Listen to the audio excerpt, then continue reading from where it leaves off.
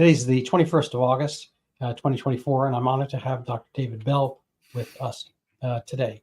And Dr. Bell is a writer, physician, PhD, I believe, also, a world health expert. And maybe you could tell us a little about yourself, your background, and before we segue into today's topic, the Mpox-alypse, Mpox, monkeypox, etc. Okay, thanks for having me back, Randy. And I actually, like many people now, hate the term expert, but so it's better to say what I do, I guess. So I'm a public health physician, worked in infectious diseases, particularly in low middle income countries, in outbreaks particularly, and in malaria for the last 25 years or so with the World Health Organization, with some other international agencies. I currently work in biotech and global health. So yeah, obviously we've talked about some other epidemics. Yeah, one of your themes has always been there are reasonable things to do in the public health infectious disease world, especially in regard to quote unquote developing countries, less wealthy countries. But it seems like some of it's bass backwards. We emphasize the wrong things. Aside from things we actually could kind of have larger effect from, dealing with, say, malaria, as you mentioned, and potentially HIV and some other things. But, now we're kind of like the cat with the laser light, and we're following this little flashing light of monkeypox, now to be renamed. Can you tell us what's going on with that? Yeah, and, we've discussed the background to this before. International public health used to be once about the things that actually make people live longer and addressing them. So sanitation, good nutrition,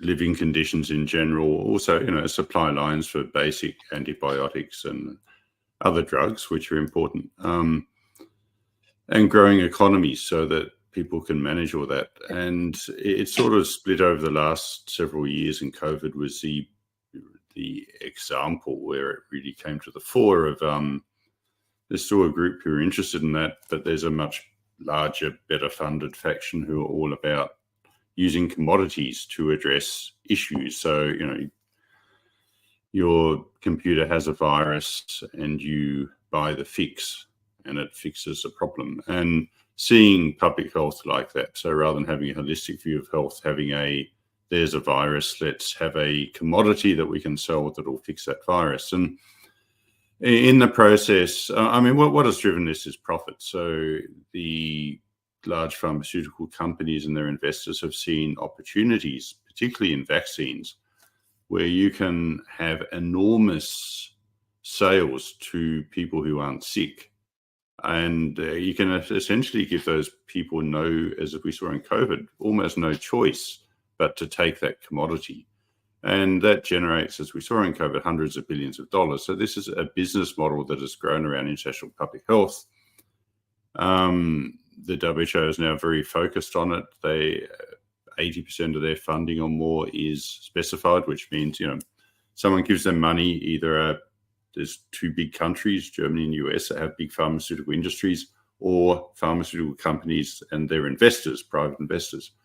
And they're told what to do with that money, and they do it. So a lot of their money obviously is around this as well. Investors want to make money. Pharmaceutical companies want to sell pharmaceuticals in order to make lots of money for their investors and themselves. And so it's not complicated. That is what is happening. And we have allowed this business model to be the driving force of international public health, because we've allowed the WHO to go down that road in funding, and we've allowed the development of public-private partnerships.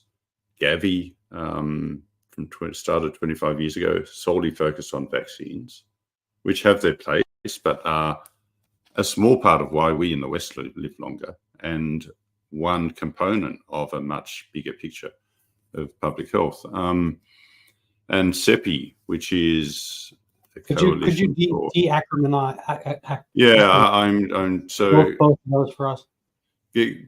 The Gavi Alliance actually is 25 years. I'm trying to think what Gavi actually I'll go stood hunt for, it for you. Just yeah, tell us. but but they and they do a lot of useful stuff as well. They improve access and fund vaccine programs in low-income countries, and some of these programs are significantly useful, although they're not the primary. They shouldn't be the primary route to better health.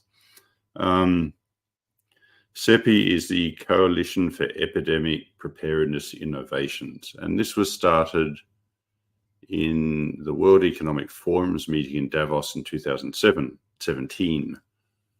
So it was started and is solely focused on pandemics, almost solely focused on developing vaccines for these pandemics. So this started at a time when there hadn't been a really big pandemic on Earth for a century, since the Spanish flu.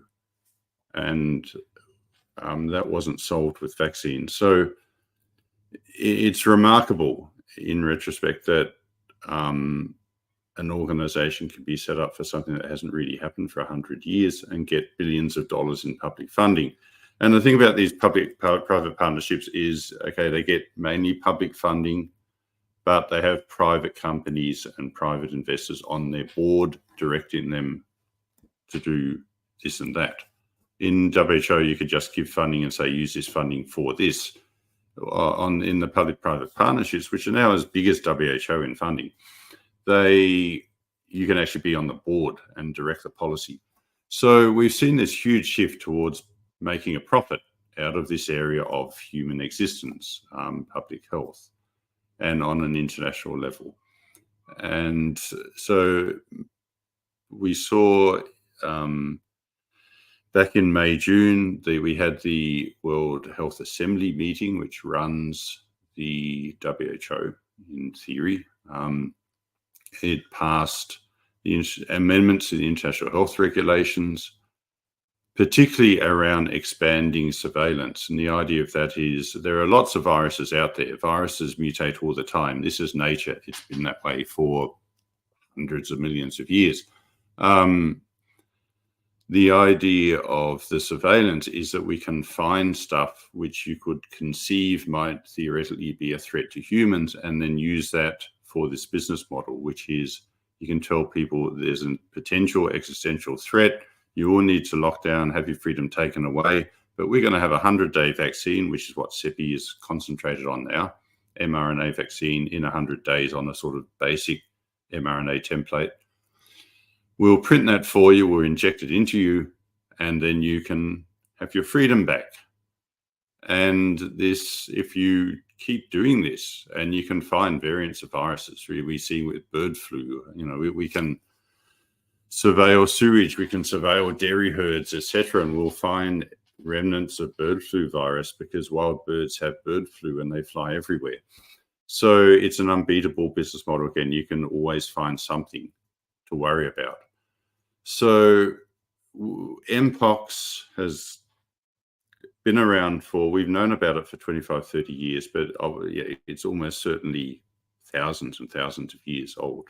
Its reservoir is rodents in Africa, which is partly why they changed the name from monkeypox. It's not natural to monkeys, it's natural to rodents.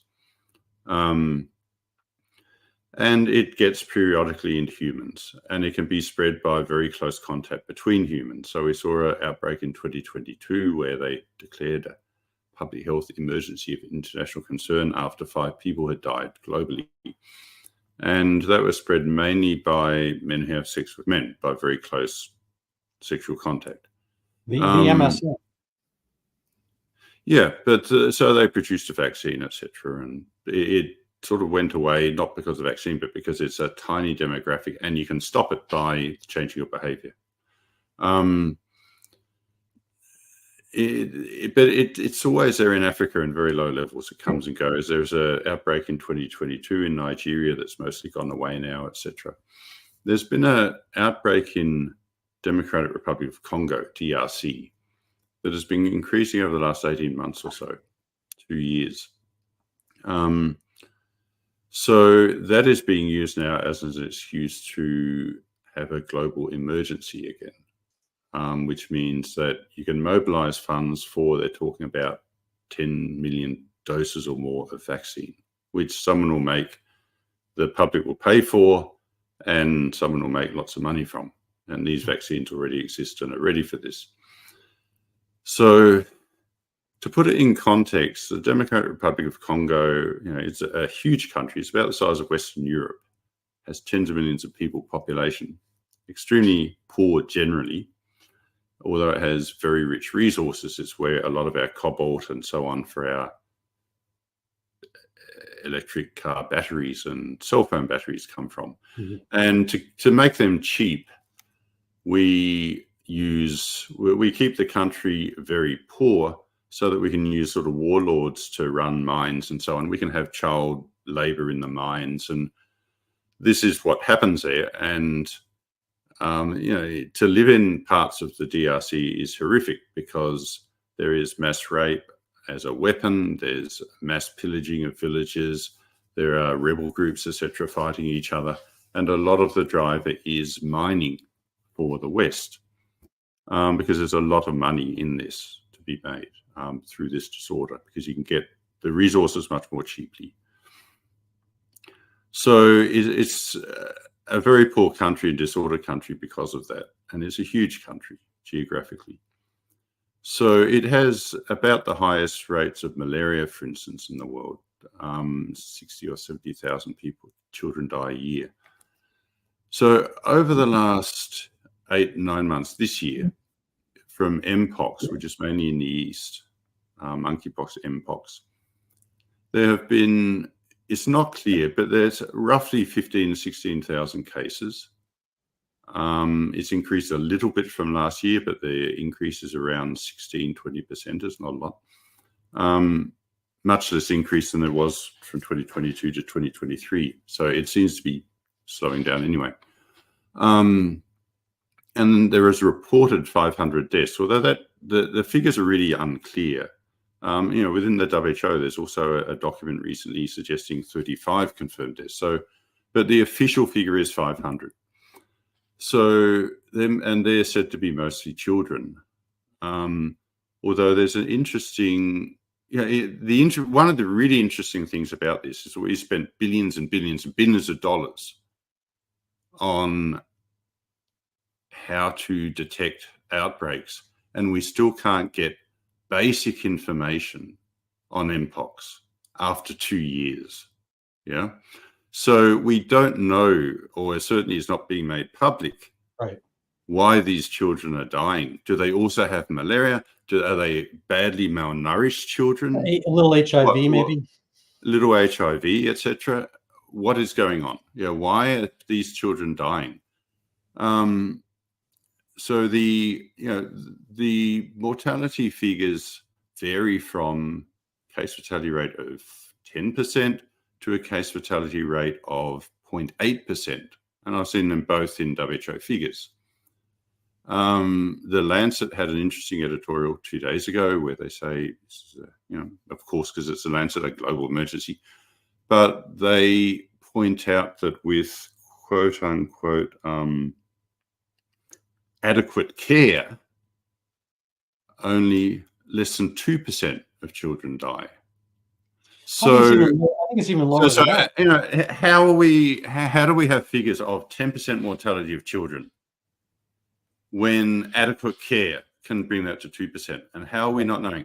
And why is the whole concentration here not on fixing the problem there, making sure these children have adequate care, rather than some global response with tens of millions of doses of vaccine? And we know why, but I mean, it's not a logical public health response. That's not the first thing you would concentrate on here. So, and just to put it in context, 500 deaths, if that is true, and the figures, there are figures that are much, much lower. 500 deaths so far this year in DRC alone. So in that same country, in the same period, about 40,000 children have died of malaria. In diverting resources to 10,000 doses of vaccine, vaccinating 10 million people, as is being talked about in DRC. That diversion of resources will increase malaria deaths, because the main reason for kids dying of malaria is they get diagnosed and treated too late, because the clinic's closed, it's a bit too far, the no staff, etc. Supply lines aren't adequate. If you divert these human and financial resources to something like this, we know that always that mortality will inevitably go up. So it will from TB, so it will from HIV, etc. So this is, although the deaths aren't zero and they're not negligible, they are tiny compared to what the people there face in other diseases and in their daily lives. And it appears that it's an inadequate care which is having a big impact, as we would expect, on mortality. Children die of measles because they're vitamin A deficient. You correct vitamin A, and very few children die of measles. I mean, that's basic accepted fact. People died of COVID mainly because they had impaired immune systems because of various factors: chronic disease, lack of vitamin D, vitamin A, zinc, magnesium, etc. So, the first thing you do from a public health point of view in this situation is improve the resilience of the local people. And in this case, it's still spread by close contact, probably not sexual contact mainly, but close bodily contact within families, etc. So you can manage that as well, because monkeypox is something people can recognize. You have blisters on the skin, etc.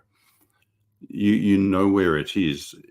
People can manage this if they know how to stop the transmission. And you can get kids much more resilient through nutrition, etc., so that they're less susceptible to it. And from the little that we know, that looks highly likely to be a very good response that we could do here, and it should have been done long ago, that would be much cheaper and have very little collateral harm, would actually be collaterally beneficial, because this, improving general child health also improves resistance against malaria, TB, etc. So, to sort of sum that up, we are seeing in DRC and in global terms a very small outbreak. The response is all about selling a commodity rather than dealing with it locally. And are the people asking for this, or are they asking for improvement in general well-being, etc., malaria, etc.? So I think there is an amazing lack of clarity on what is going on, which is either means people aren't saying because it would spoil the vaccine narrative, or all the money we've spent so far on epidemic preparedness, pandemic preparedness, has mostly been wasted because it's absolutely not working. We're not getting the basics. Two things come to mind as you speak. That's fine. One is corporatism, which is kind of a byword for fascism, which is alignment of government and industry. And what we have here is a quasi-government, WHO. People want kind of this one world government, and it has to be dictated to by the experts and by global organizations and so forth. And WHO has, I think, a larger penumbra than it should, larger reach, larger grasp, larger image from the way they've actually performed. I don't think they deserve their kind of like the obeisance that people give them across the globe. Anyway. But when they give their stamp of approval onto something like this, then people they say jump and people say how high. They don't question it. Yeah. And so we're seeing kind of an odd kind of corporatism, which is not aligned with any particular national government, but this kind of international organization, which is which all the governmental leaders, national leaders, have acceded to, as they did under COVID for the most part. I mean, aside from some of the very brave one or so, what's his name, Torvald in Sweden. You probably know his name better than I do. Thank you. So sorry about that. And the other is, poor TB, poor HIV, poor malaria. Why don't you dudes get a vaccine for it? I mean, it seems to me that we should, maybe get a vaccine for heroin usage, and a vaccine, or at least say you have one, because the problem won't get addressed. If there are potholes in my street, I should come up with a vaccine, and somehow there'll be funds allotted to it. It seems like that vaccines are the sole answer. And mind you, they've become whatever the opposite of anachronistic is, futurely anachronistic. They veered from the normal methodology in COVID of giving vaccines beforehand to something that's given after the fact as quote unquote boosters, even after the illness has come in. So I don't know if you want to touch any of those things, or we could kind of move on to some of the actual pathophysiology of monkeypox and whatnot, and how it gets passed around. No, vaccines are interesting because it's become a mythology almost. I was taught in medical school correctly that the reason we live longer in wealthier countries is because of primarily sanitation, nutrition, general living conditions. Antibiotics also played a big role. And vaccines came in very late, and they improved. And there are a good chance this is not. I mean, this is public health, basic public health. Although I think doctors aren't taught it anymore in medical school. So something like measles in Western countries, mortality dropped about 95% before mass vaccination. Polio was similar. Most other vaccine preventable diseases and so on are similar. So the big improvements came in general living conditions, nutrition, etc., getting people better able to cope with viruses, and by better living conditions, reducing transmission somehow. The vaccines added a bit to that in Western countries. They reduced these a bit further, but this was sort of icing on the cake of what had already happened. It wasn't the reason we don't have these as major causes of death. They'd ceased to be major causes of death, almost all, apart from perhaps smallpox, before the vaccine came in. Right. I've actually kind of just veer into one minor irony. We have the word vaccine, which actually is the root word for cow, vaca. In people know Spanish one. And the term vaccine actually comes from vaccinia, which was cowpox. And cowpox was given as an inoculation early on, before vaccines obviously were invented, because the term came from that. Back in the days of George Washington crossing the Delaware, his troops, if they had smallpox, they self-inoculated a tiny piece from a blister from one to the other. And then later it was cowpox done that, because vaccinia and variola is smallpox, have similarities, obviously. So they used vaccinia, which was a milder version, cowpox milder than smallpox. And of course, smallpox and all these pox viruses are intimately tied in with the vaccine story. And mind you, they remain perhaps the greatest success. There are two kinds of variola. There was variola major and minor, and the major one, I guess, has a 30% fatality rate, and the minor only about 1%. But it's a big deal, and getting rid of it is an amazing thing. And it's only monkeypox, as it were, although it really should be some rodent pox, as you mentioned, only came about, noticed in Zaire in the 70s or something like that, because smallpox had been eradicated. It was probably in the mix of other kind of these poxes, a pox upon your house, and nobody noticed it because it was so minor and so forth. When they got rid of smallpox, the bigger hitter, variola, they noticed this other one, and I don't think it's as fatal. There are again two different variants of that, at least these clades. But overall, I think the mortality is vastly lower than the variola, and I don't think we necessarily need an eradication thing. Mind you, you can't do eradication for monkeypox because there's an animal reservoir, presumably in rodents, and smallpox, I guess, was only human to human to human to human transmission. Anyway, so I'm sorry to do that, but it is something I found very interesting. Kind of the whole name of vaccine, circles around this smallpox. Yeah, Edward Jenner was he noticed milkmaids weren't getting smallpox, or that's the story, and therefore he worked out cowpox was protecting them.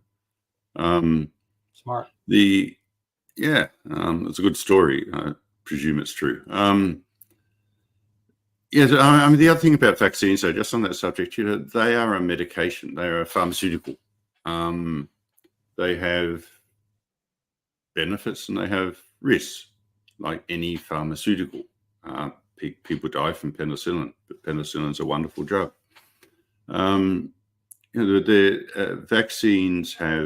modern vaccines don't just have a protein or a virus that we will respond to. They have a lot of adjuvants which stimulate the immune system, prime it, etc. They make you sort of hypersensitive to the antigen in the vaccine, and they have preservatives and so on. Aluminium salts are often used in the adjuvants, some other preservatives, etc.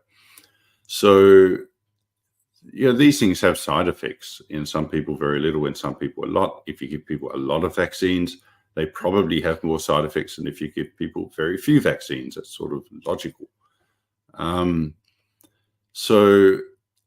We have this mythology that vaccines are good, full stop. I mean, vaccines are good if the benefit of stopping if the risk of the dying or getting very severely ill from the particular disease they're aimed at is much higher than getting ill from the other things in the vaccine. So if it's a common disease, that's quite likely. If it's a very rare disease, that's very unlikely. And that's sort of logical as well. And so the problem with vaccines is that people sort of aren't allowed to use logic anymore. As we don't give penicillin to someone who's allergic to penicillin. We don't give it to people who don't have bacterial infections of any significance, because it's sort of, it's wasting it, but also there may be side effects, and also you may stimulate the microbe to get around the antibiotics, so it'll do that when you need it. And vaccines are not particularly different in that regard. Yeah, so I agree with you there. I mean, there's a lot of people taking for herpes prevention, and this is a virus instead of a bacterium. They're taking acyclovir or valcyclovir daily. And my understanding is that even the herpes can get resistant to that time, and so that's a virion. But yeah, I mean, if you throw enough stuff at a herd, whichever one survives is going to carry on his genome of being resistant to that thing you just threw at it. We see this in warfare all the time. We protect against box cutters, and then they bring a shoe bomb in. We protect against the shoe bomb. Do something else. There's always going to be some other kind of feint and parry at your armor and so forth. So that's kind of like the nature of all kinds of warfare. So we need to see these just in context. I mean, they're useful. They're one of the useful tools that we can use in the right situation in infectious disease. Unfortunately, they're a tool that is really easy to make lots and lots of money out of. And that is the sole reason why they have become so prominent. And it's why it's so difficult to, in specific instances where they don't make sense, say so. Right. So there's this NCVIA, the National Childhood Vaccine Injury Act, 1986 in the United States. I don't know if there were similar acts worldwide, but we'll concentrate on the one that I at least know the acronym for, NCVIA, 1986.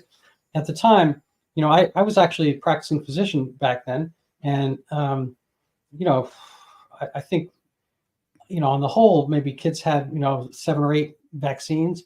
Episode during childhood puberty. There was some of them were combos, MMR, DPT, and those before Haemophilus.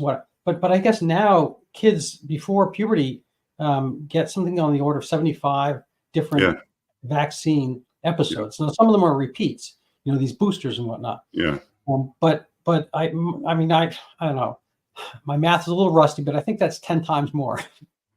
Yeah, and so it's 10 times more of the adjuvants, etc. I don't think it matters so much that you're getting the antigen. It's a protein that's in the environment generally, or a attenuated or dead virus or something, which you'll be exposed to anyway. But they're getting 10 times the dose of adjuvants, and there are no studies on whether that's a good or bad thing. I mean, Andrew Wakefield was kind of booted out of the British medical establishment for questioning the kind of the bulk doses and the increasing rapidity or number thereof. I guess he kind of mildly resurfaced recently, but I wonder if you have any thoughts about him. I don't think I don't think he's a lunatic. I mean, my understanding is he was reasonably well educated. I've listened to him talk, and he speaks in full sentences. He seems to know what he's talking. He wasn't anti-vaccine per se. He was like, can we look at whether we should be giving all these multiple doses, and can we look at the vaccine schedule? Can we just kind of do side-by-side studies? Are you familiar at all with his story, and or whether there's any people are it's one of these things where it's like Invasion of the Body Snatchers. People will point and call you names and scream. I'm wondering what are the thoughts going on these days about some of his ideas, and or is there any effort anywhere to kind of like peel back, roll back the numbers we're getting, or is there any kind of other way that we can make them more efficient? If you don't think the antigens per se, I would push back a little bit on that mildly, I think, but because I think there's antibody-dependent enhancement. The reason there was no original SARS, 2003 SARS vaccine, is they tried it out. China desperately wanted one. They had, kind of political turmoil and upheaval and riots after 2003, and they don't like that kind of stuff post Tiananmen Square. I've mentioned this to you before. I think they have Tiananmen Square PTSD governmentally, and they don't want that. So they worked really, really, really, really hard to get a SARS-1, which was, original SARS, classic Coke vaccine. They couldn't get it because there was an ADE, antibody-dependent enhancement. They were giving people this stuff, and they've been exposed to SARS. Giving the antigen would give them kind of a reaction. I kind of see it as maybe like an autoimmune quasi phenomenon. But at any rate, I don't know how you feel about that. There's a bundle of questions there. No, you're right. The antibody-dependent enhancement is a real thing. It happens in certain cases. There's a chicken disease, isn't there, where it's well demonstrated. It doesn't seem to happen in most, but it's an example of any medication. You need to trial it properly, and it can have unexpected negative effects, and that's why we have good trials, or we're supposed to. I mean, Andrew Wakefield, I don't know, but he got into notoriety, which by suggesting and publishing a paper that there was a association between increasing autism and the MMR vaccine, measles, mumps, rubella.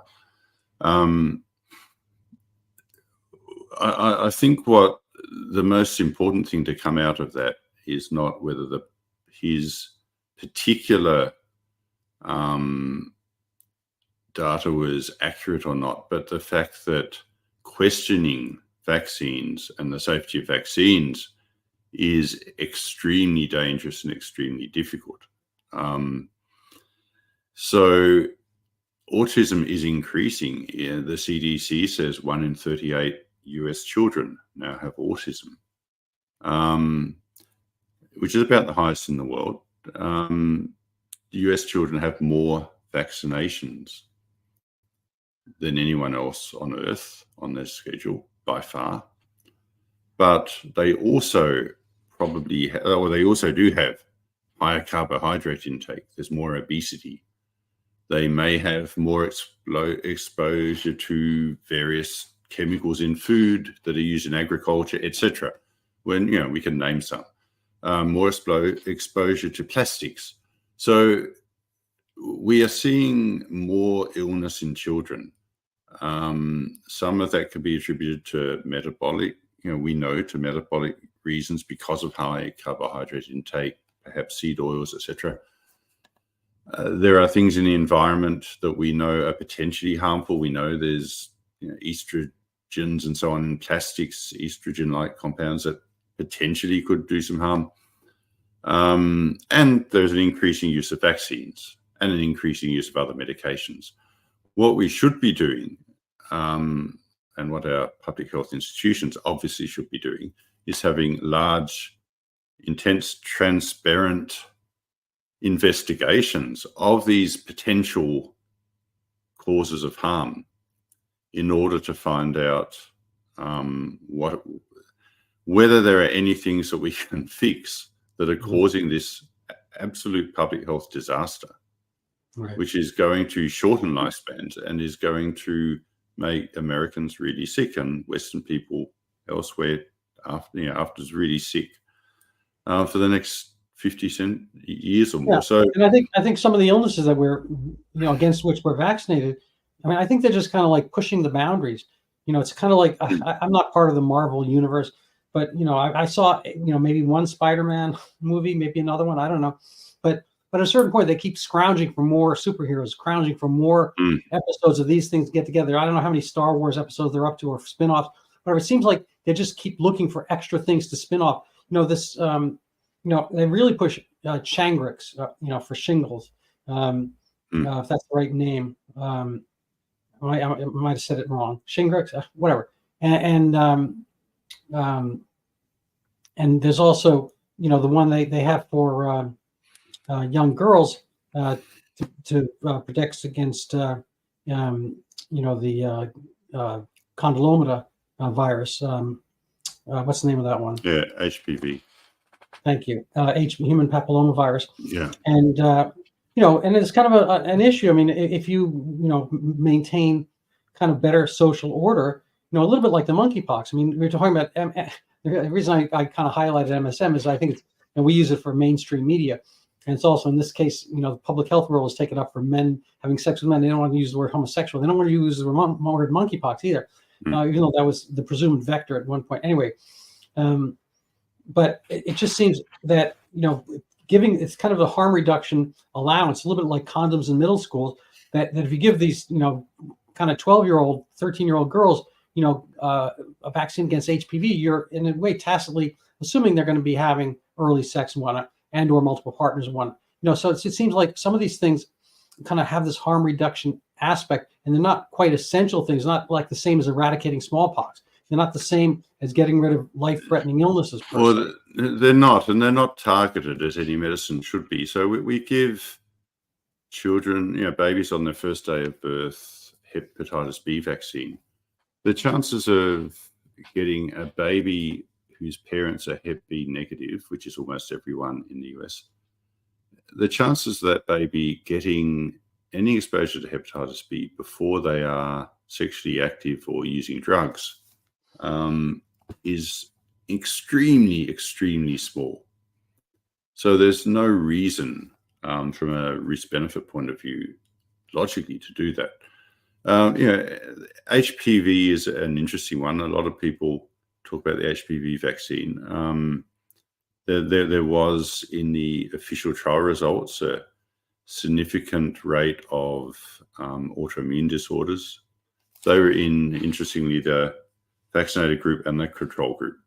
But the control group got the vaccine without the antigen, and the vaccinated group got the same thing with the antigen. So they're essentially getting with the adjuvants on both groups.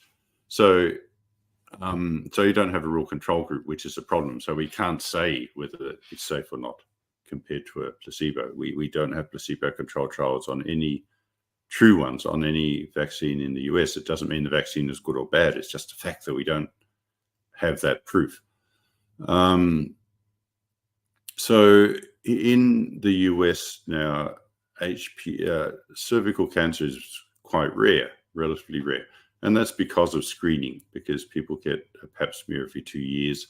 Pap smear is not perfect, but if you have one every 2 years, HPV turns into cancer very slowly over a decade or two. You'll pick it up almost certainly, and it's easily remediable before it turns into frank cancer. In somewhere like sub-Saharan Africa, only about 2% of women get a pap smear or a screening test such as a pap smear. So about 250,000 women die every year from cervical cancer, and it's a horrible death. It's a horrible cancer to have. And they leave orphans because they die in their middle age, etc. So it's a huge problem there. So let's say, leave aside potential side effects of the vaccine. It could be logical to use the vaccine in that population, or you could improve screening in that population. And there are ways to do that as well. But to concentrate in some way on cervical cancer is a major health problem there. Could be a vaccine, could be screening, could be both. Depends what turns out to be safest and most effective. In wealthy countries where cervical cancer is very low, then the risks become much more important compared to the benefit, because the benefit is much smaller on a population scale. You could have a pap smear which is extremely safe, right? And that would almost certainly, it'll be more effort, it would be, etc., but it would be almost as effective as the vaccine. Yeah, there's a similar concept, similar point. Sorry to break in, but a similar point was done. It's not a vaccine, but with hormone replacement, HRT, hormone replacement therapy for women. It stopped around late 90s, early 2000s because there was a worry about breast cancer, and it was supposedly like maybe a 5 or 10% higher rate of breast cancer occurrence. But the actual women who were taking HRT had a lower mortality rate from breast cancer because they were kind of locked into getting regular mammograms or getting regular pap smears also. So it was ditto. It's almost the same kind of thing with uterine cancer. But they actually found lower mortality in the group that was taking HRT, but it disappeared as treatment. All the doctors like, oh my God, we can't have this risk factor. And I guess that, HRT, if they'd come out as, called it a vaccine that you have to take every day as a hidden form of pill, maybe they would have gotten further along. But, it's just, it just, when they want to do it this way, they do it this way. Want to do it that way. So it seems like there's kind of a finger on the scale for how things are going to kind of play out. And it comes down, I think, to, we sort of got onto vaccines here rather than Mpox, but the relevance is, to get back to Mpox, that we appear to be seeing a small, relatively small health problem blown up into a huge international one because there is a potential vaccine to address it, and that could make enormous amounts of money. And enormous amounts of money are a really strong incentive to make something, to blow something up and make it a big issue. So it's not complicated. And the people who are making the money or looking to make the money, they are the biggest sponsors of mainstream media financially. They are, in terms of cash flow, the biggest corporations, or among the biggest corporations on earth.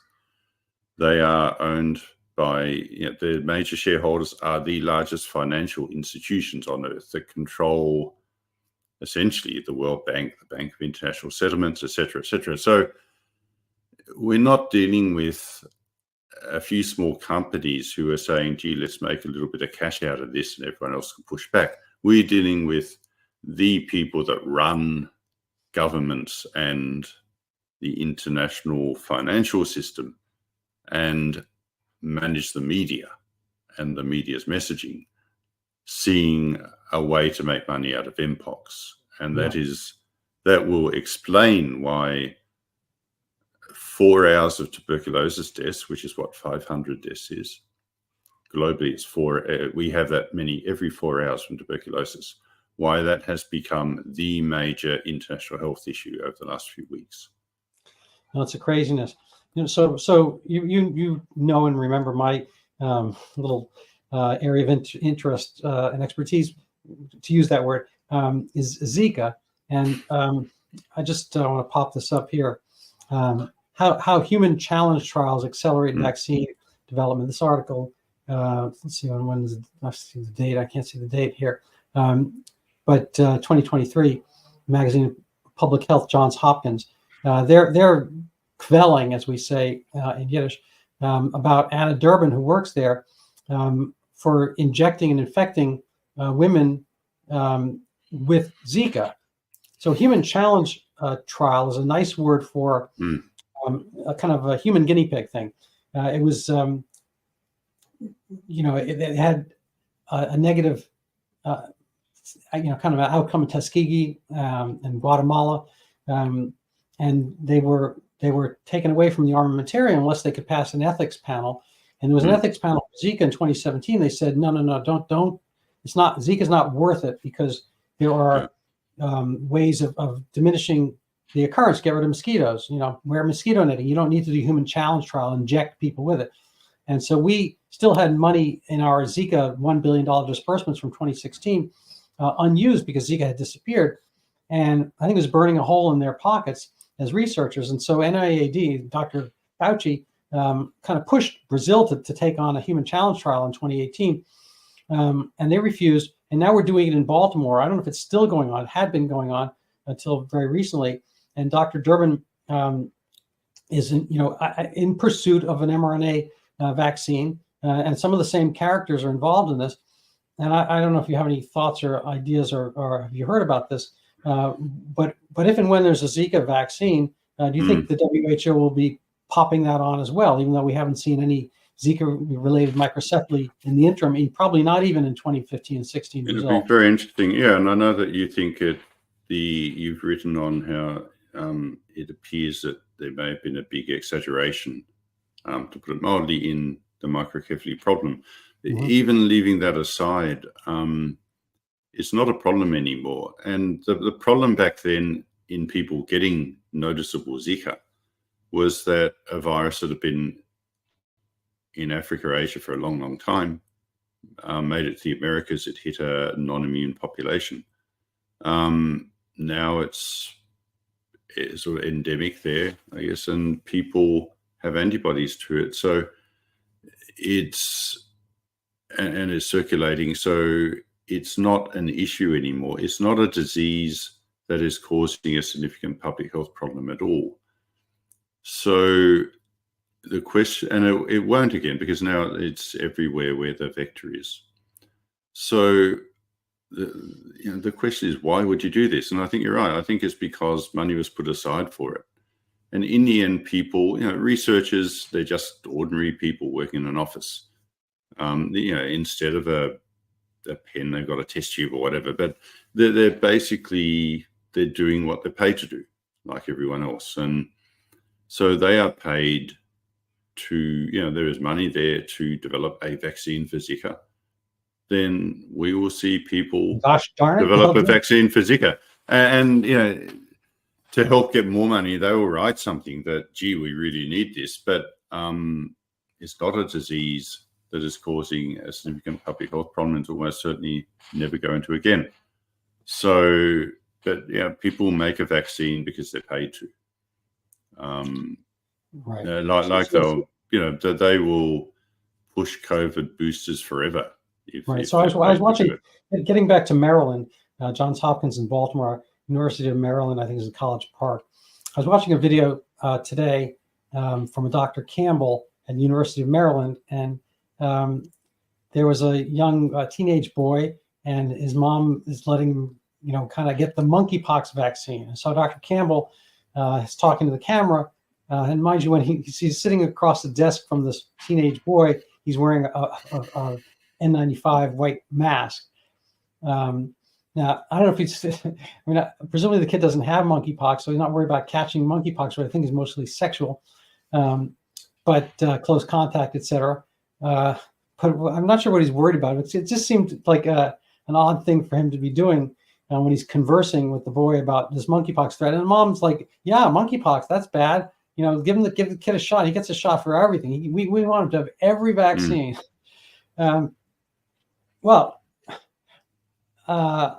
So are they doing that right now? I mean, the University of Maryland had a stamp on, this video at the end, come see us, I guess, for this vaccine. What's going on with that? And what's in our armamentarium? I assume there's still smallpox vaccine around. I mentioned this earlier, but as a slight tangent, I wrote on Donald McNeil, who wrote the book on Zika, and who was the kind of the chief straw that stirred the drink for COVID. He urged the nation through the New York Times, and New York was the early epicenter, to go medieval on the coronavirus, and he got that a bug in his ear, metaphorically speaking, from Dr. Fauci, who had been the deciding vote in a way for him to go medieval. Now, going medieval is not a recent public health manner, I guess, based on just the mere title of it. No, medieval. it's a medieval way of dealing with things. It's the way you deal with things if you haven't got basic science to guide you. Yeah, so it's kind of crazy. But anyway, he was defrocked from the New York Times for reasons unrelated, and his blog has been mostly last year was littered with Mpox stuff, and I'm wondering whether he has the Mpoxable dream, of kind of cashing in a little bit on some of the vaccine money that might be lying around in his post New York Times era. I mean, Dr. Frieden, who was the CDC director, he had a peccadillo and he got a sexual misdemeanor crime charge for which he pleaded guilty. And lo and behold, he has a $500,000 job, via Bill Gates, Bloomberg, and Zuckerberg at this something for all. I forget what it is, Health for All or something like that. His NGO, Yeah. and I'm just wondering, what's the deal here? I mean, are there honest voices on Mpox? Whom would you read to kind of get the actual risk, the actual thing that's going on in our country? What are the actual risks? Would you have your kids get Mpox vaccine? Well, I wouldn't, because I live in Texas and there's no Mpox here, and it's almost certainly not going to come here because it is through close contact, and you can see who's got it. And if they have adequate care, as the Lancet pointed out, that the problem is small also, and I would expect them to have adequate care. But almost certainly, it's going to stay where it is, and it will go away again. And even where it is, it's a small problem compared to the other things that these people are facing. So nowhere on earth is it a major existential threat.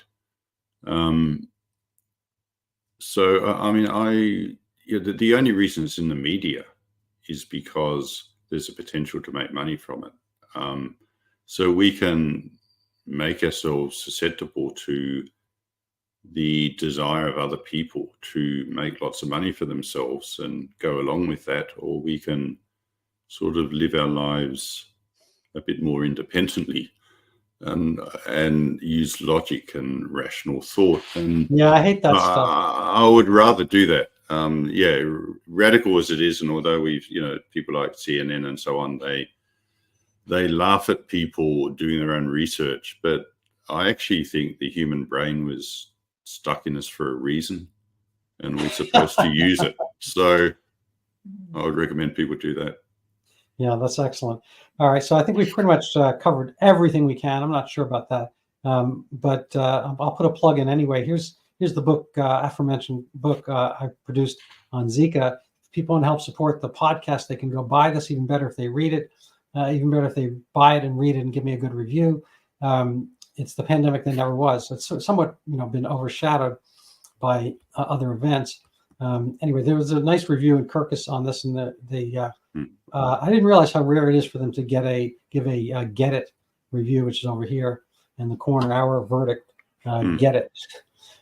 So I kind of didn't really make much of that at the time, but I'm putting a little advertising in.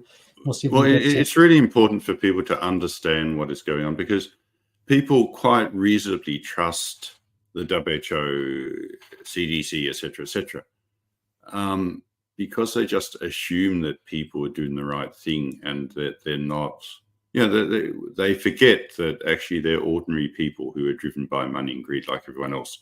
So we have to have that filter, even for institutions I'm actually like driven by money, greed, and an insatiable desire for power. So I don't want to leave that one out. Well, we all have the potential for that, and we shouldn't forget it. So we all have to work on that, and it's a human thing. And so if we recognize that, then we can start to recognize it in society around us and shield ourselves from it. It's always a pleasure to listen to you, because you bring a the facts, and b kind of a solemn but thorough and mildly humorous take on some of the rationalities that we under which, well, I guess the constraints under which we humans operate. And I think you bring the context of the disease we choose to ignore for the shiny objects that can give us a little bit of cash in our pockets. I think it's kind of a mistake the way the elites try to make themselves feel better while they're getting stuff. They're getting coin while they're kind of lining their pockets and feeling virtuous about helping those in other places, when they could do it much better if they actually listened to the problems and paid attention to the problems that are there, as opposed to aggrandizing the ones that are almost there. Yeah. Well, thank you so much, David, for being on, Dr. Bell, and I look forward to talking to you again. Any last words? Not really. I mean, I was just thinking while you were, and it's to the point, nutrition spending globally has reduced about 20% over the last few years as we've seen this ramp up. Nutrition is the reason, lack of nutrition is the reason why people are dying of Mpox and everything else primarily. It's just reflective. You were saying, what should all these people do who are getting a big noise and a lot of stuff in the papers? I would like to. It's just an example. If they could make the same noise about something like basic nutrition support and sanitation as they could about a vaccine for something that's 4 hours worth of tuberculosis, then it'll be a little bit easier to listen to them on the other stuff. My last words would be these: that when they follow these little vaccine-oriented forays, such as they did with COVID, they wind up not only ignoring things like TB and malaria, but they wind up making people more impoverished. I think the biggest retrenchment in world wealth was COVID in recent memory, the last, say, 3-4 decades, and that is a bigger driver for misery than anything else. And as far as sanitation, all those things, I don't necessarily, I'm not sure we can always fix other people, but taking away their ability to kind of dig themselves out of their own trenches is really is sad and selfish. And I think the world governments did this. They bowed to the China narrative. I think they had political end goals in COVID's case to kind of get rid of Donald Trump through mail-in ballots and a bunch of other stuff that the virus would lubricate. And I think in Brazil, Zika kind of aggrandized because they were avid to get rid of the abortion constraints, and they it became kind of like literally a religious battle. And I just think people have ulterior motives, and they misuse these viruses. It's kind of the concept that Saul Alinsky and a few others, never let a crisis go to waste. And I think it's a sadness. And not only do they not let it go to waste, but they get rich on top of it. So it's kind of a doubly kind of craven, if not evil, conception. And those are the only reasons I'm against it. Yeah, and we set up international public health, so that's going to happen more and more often. So people need to look for this. They need to be aware the next crisis will come soon, and bird flu or something, and the next one. They need to be aware of these drivers. This is the way we're going. Things aren't getting worse in terms of disease. It's just getting easier to make money out of it. Yeah. Well, thanks so much, David. Have a wonderful rest of the day. Thanks, Randy. You too.